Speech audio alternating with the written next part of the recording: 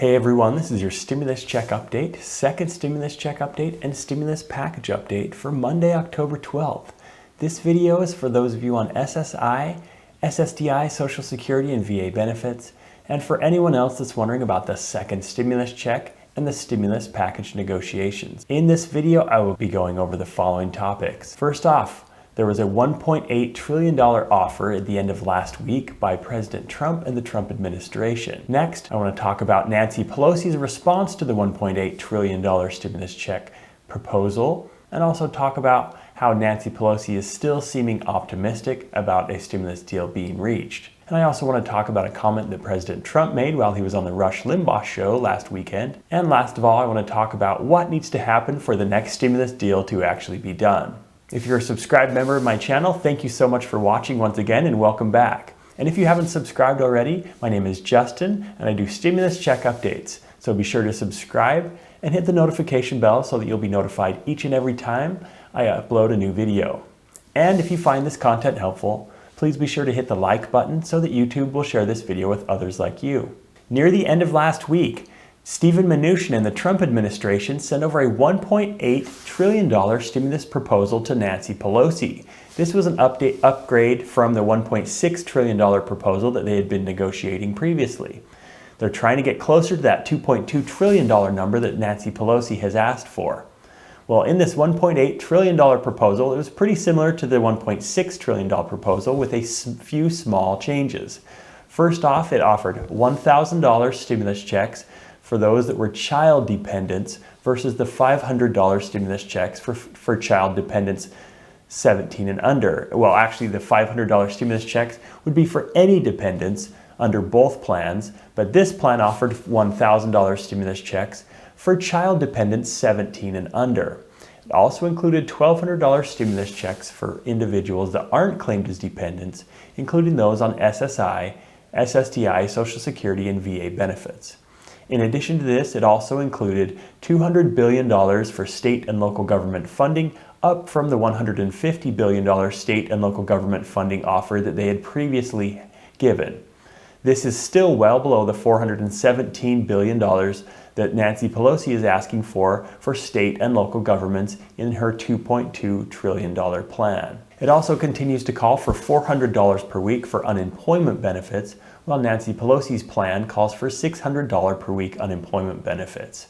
Those are still kind of the major differences in these two plans and kind of what's been holding up these negotiations. House Speaker Nancy Pelosi rejected this $1.8 trillion plan from the Trump administration when she said she called it a one-step forward and two-step back proposal. She also claimed that the $1.8 trillion stimulus plan from President Trump lacked a strategic plan to crush the virus. She wants verbiage and language in there that includes a plan on how they're going to try and get this virus to be eradicated or be crushed, as she put it. She also wants funding for state and local governments, as I said, at a larger amount than the Trump administration. In this latest proposal, the Trump administration included the $1,000 stimulus checks for those child dependents that were 17 and under. One of the biggest rallying cries that Nancy Pelosi has been using all along was that the Trump administration doesn't care enough for the children. Well, I think the Trump administration, they were trying to say, okay, look, we'll give even $1,000 per child if they're a child dependent, and that's double what we were originally offered and what the updated HEROES Act was even offered. But Nancy Pelosi flat out rejected this plan and basically said that this was not a plan that they were going to go along with. However, even though there remain differences, it does sound like Nancy Pelosi is still actually optimistic that they will reach a deal. She sent a letter that said, "Despite these unaddressed concerns, I remain hopeful that yesterday's developments will move us closer to an agreement on a relief package that addresses the health and economic crisis facing America's family."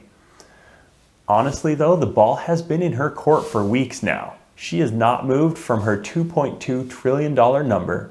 The Trump administration and basically the Senate Republicans had a $1 trillion offer back in July. Trump has moved that up to about $1.5 trillion. which was rejected, and then moved it up to $1.6 trillion, which was also rejected, and has now moved it up to $1.8 trillion, which is now about $400 billion below the $2.2 trillion number that Nancy Pelosi has set. Nancy Pelosi has not moved from that $2.2 trillion number. It continues to seem like unless the Trump administration moves up to that $2.2 trillion number, we could be continuing to wait for a deal. And as I have said multiple times before, it seems like Nancy Pelosi is wielding all the power at this time. I know that seems strange with the Trump administration and the Senate having Republicans in control. But Nancy Pelosi has all of the House of Representatives, has the House of Representatives under Democratic control, and the Senate majority is such a slim margin that if she can get all of the Senate Democrats to sign off on a bill, it would only take a few Senate Republicans to agree to a bill to actually pass it. And then I believe if the Trump administration is in agreement with whatever she comes up with, then it would obviously be signed by President Trump. Unfortunately, this is where we've been for the past few weeks. Last weekend, President Trump was on the Rush Limbaugh show and had an interesting comment that I want to share with you now. While speaking about a stimulus deal, he said, "I would like to see a bigger stimulus package, frankly, than either the Democrats or the Republicans are offering." President Trump in the past has called for bigger stimulus checks than what the other side has offered, but as many of you know, and as you know if you've watched my channel, the president only has limited powers and he can't actually send out stimulus checks without Congress's approval. I'm pretty sure if he could send out stimulus checks through an executive order, he probably already would have done that. We will see. I mean, there are probably ways that he could do it, and he's probably trying to figure that out with his administration still.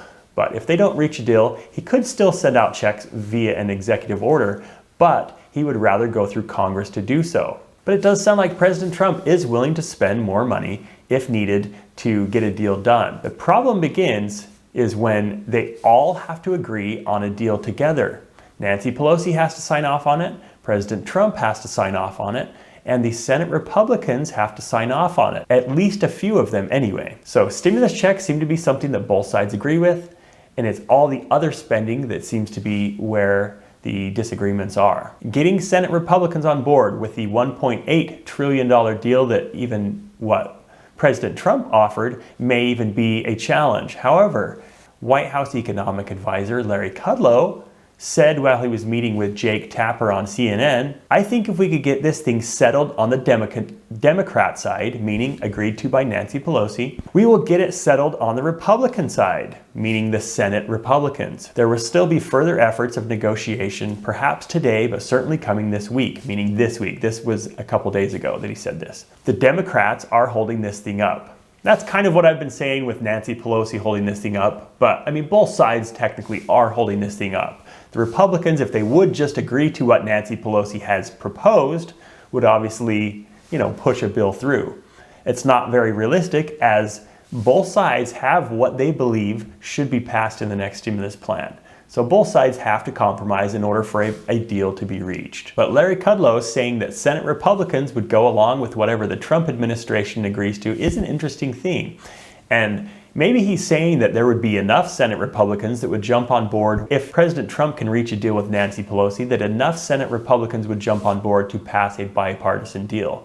And that may be the case. I've kind of said that a few times before, that if Nancy Pelosi can agree with President Trump on something, then all of the Democrats, at least enough in the House of Representatives, would fall in line, and most of the Democrats, if not all of them, in the Senate would fall in line. They would only need a few Republicans to jump on board in order to pass something. So that's really what they're trying to figure out right now, is how to get that balance between agreeing with something that the Democrats in the House and in the Senate will agree to, and that the Republicans in the House, well, in the Senate really, in the Senate would agree to. The House of Representatives has a big enough majority that it only needs to be the Democrats to pass a proposal in the House of Representatives. That's why we've had the HEROES Act and the updated HEROES Act both pass the House of Representatives. And it was because Nancy Pelosi signed off on it, and she said, okay, let's do this deal. But if Nancy Pelosi and the Trump administration can come to a deal, then I think there will be enough Senate Republicans to jump on board as well. Regarding what passing a bill might take, Stephen Mnuchin and White House Chief of Staff Mark Meadows sent a letter to Congress basically saying this is what we need. The House has passed 2 separate partisan bills instead of compromising with us on bipartisan legislation like we have done in the past. We will continue to try to work with Speaker Pelosi, Senate Minority Leader Chuck Schumer. It is not just about the top line number, but also about legislation that can be passed by both the House and the Senate and signed into law by President Trump to help the American people. In order to pass a law, I've said this multiple times before, it has to be a bipartisan effort.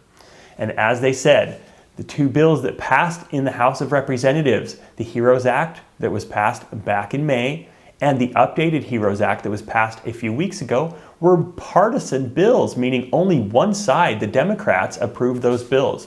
There was no approval from the Republicans and from the Trump administration on those bills. That's why they didn't go anywhere. Passing deals with only one side's approval is not going to work. They have to both work together, get an agreement, get a compromise done, and that's the only thing that's going to happen to get a stimulus package that will include stimulus checks, unemployment, rental assistance, SNAP benefit increases, WIC benefit increases, and all the other things that they've been talking about in the next stimulus bill. Unless they can reach an overall package deal, we're going to continue to wait. It does sound like they're continuing to meet. They are continuing talks, but we are obviously getting closer to the election, and it's going to happen in a few weeks. I am hoping that they can reach an agreement before then. I will keep you up to date on all the latest that we hear. Thank you once again so much for watching. I hope you have a wonderful day, and I will talk to you again soon.